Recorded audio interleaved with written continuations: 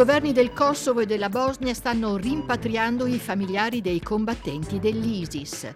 Gli allievi dell'aeronautica italiana in Grecia, a Kalamata, si addestrano per diventare piloti militari. La storia di una badante divisa tra la famiglia in Romania e il lavoro in Italia. In Polonia il Nobel alla scrittrice Olga Tokarczuk imbarazza il potere nazionalista di Kaczynski. La guerra in Kosovo 2 decenni dopo negli scatti del fotoreporter Alberto Ramella in mostra a Torino.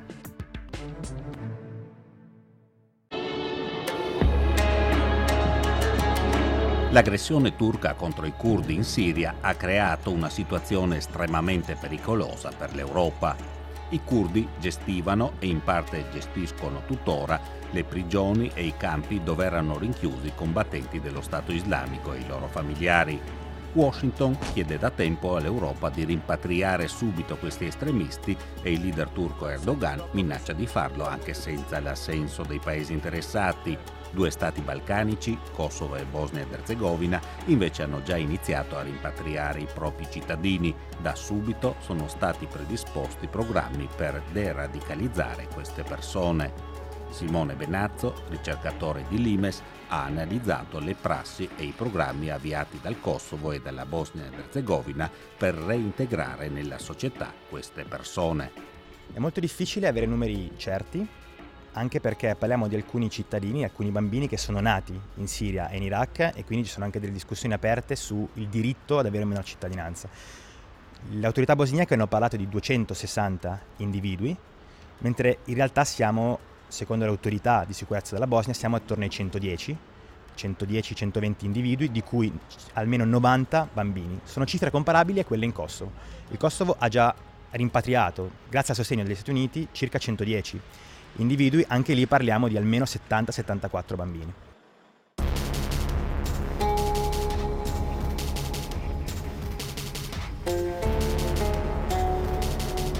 Il governo del Kosovo ha costituito una squadra di 20 psicologi, psichiatri e educatori che segue i rimpatriati e soprattutto i bambini nel loro percorso di integrazione nella società kosovara. Ma questi programmi sono efficaci?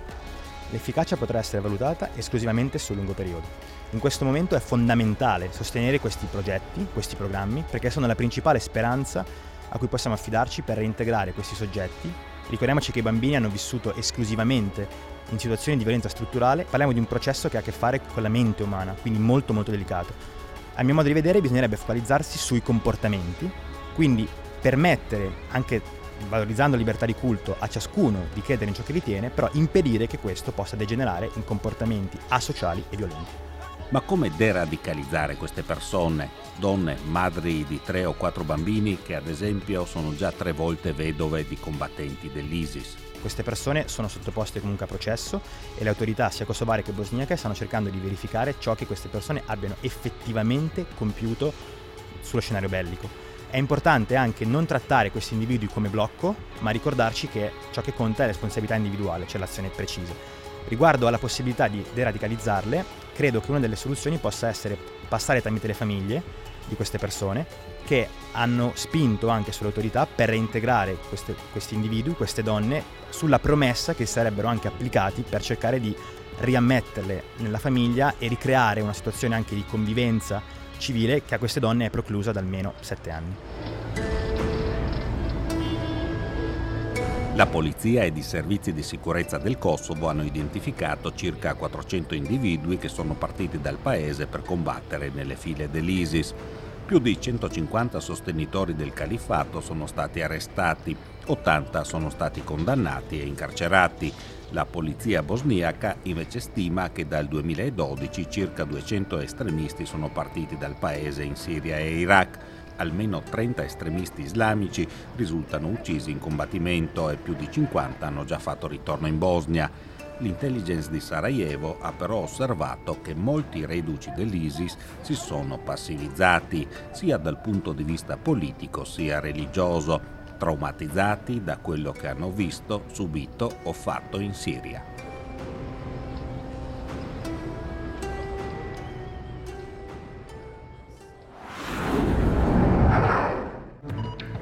La Germania ha espulso 2 diplomatici russi dopo che i pubblici ministeri che si occupano dell'inchiesta hanno dichiarato che dietro l'uccisione di un cittadino georgiano, ex comandante ribelle ceceno, in un parco di Berlino potrebbe esserci il governo di Mosca. Zelinkam Kangashvili era stato ucciso il 23 agosto scorso presumibilmente da un sicario russo arrestato poco dopo. I 2 diplomatici sono stati dichiarati persone indesiderate con effetto immediato. Qui per i ragazzi noi gettiamo le basi per il loro futuro. Come pianificato usciremo con la Respa One Alpha. Che procedura hai preparato? Faremo la VOR Runway 34.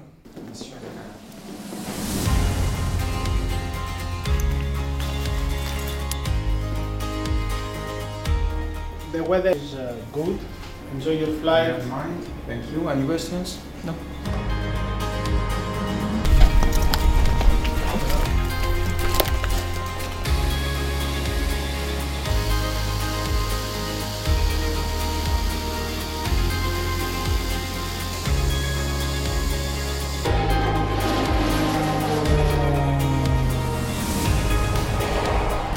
Non solo la base militare di Shepard, oltreoceano, nel lontano Texas, nel cuore del Mediterraneo c'è un centro di addestramento che ai piloti dell'aeronautica militare italiana ricorda gli anni più belli, quelli della scuola di volo. Fondamentalmente dovete mettere il velivolo sotto l'orizzonte, un pugno sotto l'orizzonte, per portarti poi fino ad avere il profilo alare. Qui in Grecia è particolarmente emozionante, l'esperienza anche a livello personale, è stato molto costruttivo venire qui.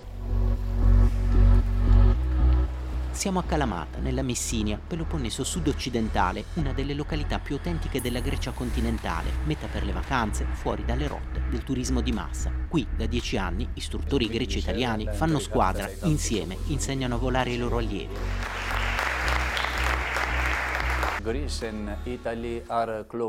Grecia e Italia sono vicine non solo geograficamente. I cittadini di entrambe le nazioni hanno mentalità simili. In comune abbiamo anche l'appartenenza all'Unione Europea. Siamo alleati NATO e questo ci permette di condividere i nostri programmi di addestramento.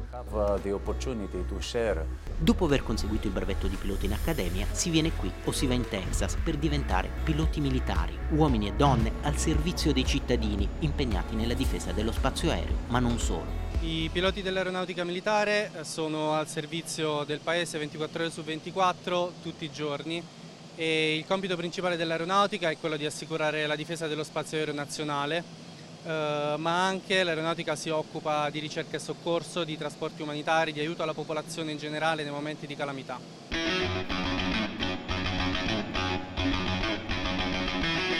Salvataggio e ricerca, trasporto ultraveloce di ammalati, Kalamata con le sue 90 sortite in cielo, 120 ore ai comandi e un esame ogni 13 voli è uno snodo fondamentale nella formazione del pilota. Qui si decide il futuro degli allievi. Alcuni andranno a Galatina per imparare a pilotare caccia e difendere lo spazio aereo, altri a Frosinone per levarsi in volo in elicottero e dedicarsi ai soccorsi in mare. Altri decoleranno con voli convenzionali, sempre più spesso a disposizione degli ammalati gravi. Insegniamo a fare voli in formazione, basse quote, in modo che siano pronti per il loro futuro. Obiettivo maturare non solo competenze tecniche di altissimo livello, ma anche coltivare un'elevata professionalità da mettere a disposizione della popolazione. Ti manca l'Italia? Sì, mi manca sicuramente. E qui si sta davvero bene, ma ovviamente ci sono alcune cose che mi mancano molto dell'Italia. Non volevo farvi vedere la faccia. Sono una persona non di televisioni.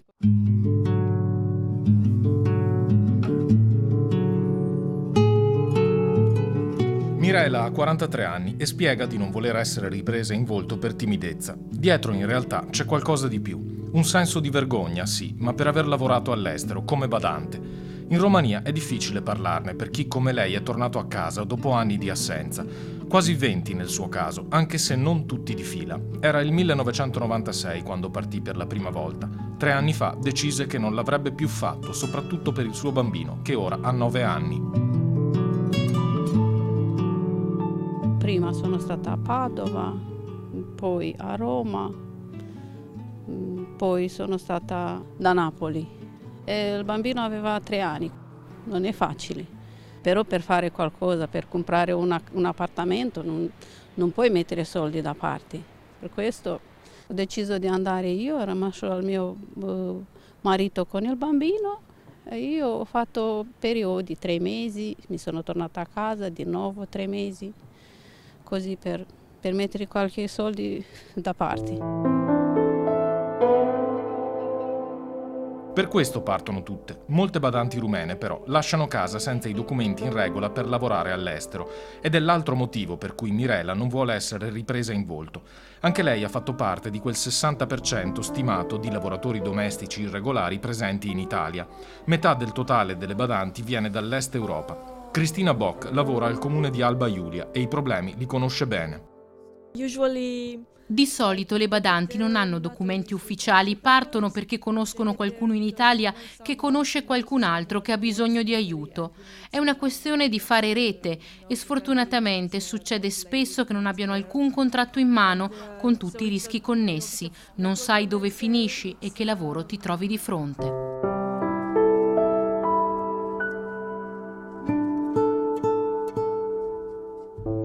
Anche a Mirela non è sempre andata per il meglio. Le esperienze sono state diverse, in alcuni casi trattata come una figlia, dice, in altri molto meno, con promesse di soldi in più che poi non sono arrivati. Per fare la badante devi stare in casa 24/24, solo ce l'hai libero per esempio giovedì pomeriggio e la domenica. Lo stipendio quanto prendeva? Per prima volta quando ho lavorato a Padova 500 euro. Poi ho lavorato con 800, poi con 1100 euro per l'ultima volta. Lo rifarebbe di tornare in Italia? Ma adesso no. Se andiamo tutta la famiglia può darsi di sì, ma da sola no. Il bambino non vuole, è cresciuto, adesso capisce tutto, no? Quando era più piccolo era un'altra cosa. Adesso no.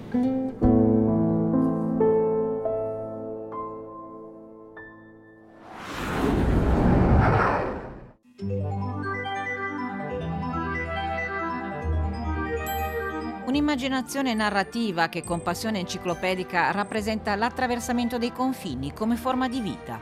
Questa è la motivazione della giuria che ha assegnato il 10 ottobre scorso il Premio Nobel per la letteratura 2018 a Olga Tokarczuk, polacca, 57 anni, autrice di 8 romanzi in cui passa dalla storia al misticismo, dal fiabesco all'onirico, in aggiunta a 2 raccolte di racconti e a un libro di poesie. Un'autrice definita il nome ideale per allontanare lo scandalo di molestie sessuali che lo scorso anno ha portato alla sospensione del riconoscimento internazionale. Olga Tokarczuk jest bez wątpienia jedną z najpopularniejszych polskich pisarek. Tra gli autori polacchi e tra i più conosciuti e riesce a unire un grande successo commerciale a un alto valore artistico. La nostra casa editrice ha venduto circa 1 milione di copie a fronte di 14 titoli pubblicati e ora la media delle sue vendite è di circa 160.000 copie opera, dove invece la maggior parte degli scrittori conta su 3.000 copie per libro. 30 le lingue in cui Olga Tokarczuk è tradotta, un successo che si deve anche a ciò che la rende unica. Ha studiato psicologia e questo emerge in tante sue pagine, mentre la sua lingua è ricercata al punto da riuscire a riproporre la melodia del polacco. Inoltre i suoi libri sono ricchi di osservazioni sul mondo, parlano del rapporto dell'uomo con la natura e propongono temi attuali. Le domande presenti tra le righe sono numerose e profonde. Chi siamo? In che modo ci poniamo nei confronti del mondo? Dove cercare la vera natura di noi stessi? E poi ci sono le tematiche politiche e quelle sociali, dall'immigrazione all'inquinamento, che inquadrano la realtà su più fronti e da diversi punti di vista. I temi politici toccati inoltre sono di respiro universale e saranno validi ancora tra 10 anni. Oltre a essere nota per la vincita nel 2018 del prestigioso riconoscimento inglese Man Booker International Prize con il libro I Vagabondi in cui il viaggio diventa una condizione universale, svincolata dal moderno turismo di massa e dalle ondate migratorie, Tokarczuk è conosciuta anche per le proprie opinioni di femminista, vegetariana, sensibile ai temi ambientali e critica nei confronti della destra conservatrice al governo in Polonia. Al punto che l'autrice ha dichiarato di voler dedicare il Nobel a Polonia e polacchi che attraversano momenti difficili.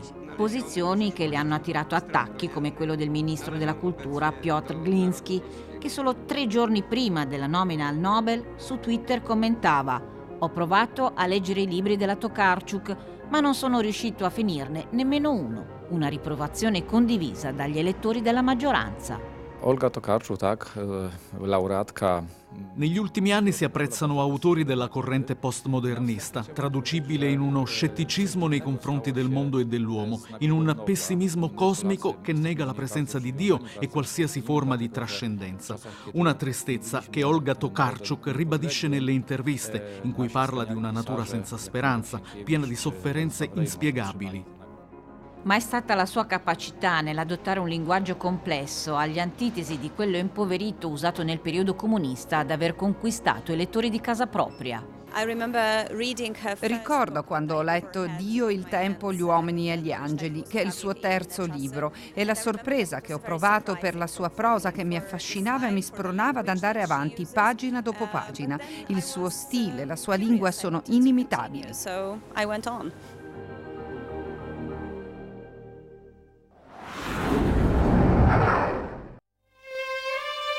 Sono volti di donne, bambini e anziani che fuggono, camminano nel fango, cercano riparo dal freddo o dal sole dei Balcani che brucia la pelle. Sono passati 20 anni da quando il fotoreporter torinese Alberto Ramella incontrò la marea di profughi kosovari in fuga dalle loro città. Il primo atto di una guerra che si concluderà con i bombardamenti della NATO. Scatti raccolti in una mostra organizzata al Polo del Novecento di Torino e visibile fino al 15 dicembre. L'obiettivo di Ramella ignora i protagonisti della grande storia per illuminare invece i volti delle persone comuni travolte dal conflitto.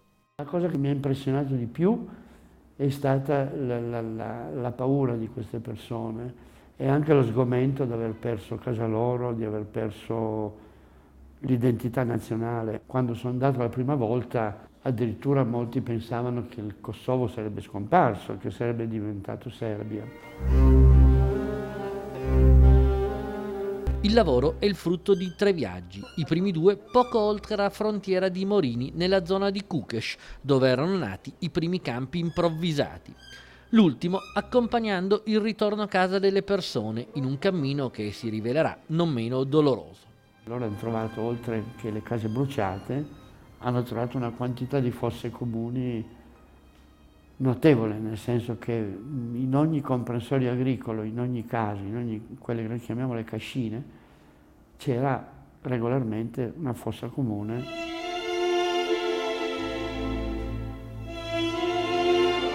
20 anni dopo, come ricorda il titolo della mostra, quella del Kosovo è una guerra per molti aspetti dimenticata. La nazione nata dall'indipendenza vive di equilibri politici precari che rendono difficile una piena legittimazione internazionale. Il paesaggio porta ancora profonde le ferite di quel conflitto, ma è la povertà il minimo comune denominatore di chi è rimasto nel paese. Il Kosovo, dal punto di vista economico, non rappresenta nulla per l'Europa. Il Kosovo è sempre stato un paese di migranti e contadini che non ha delle risorse particolari dal punto di vista del territorio.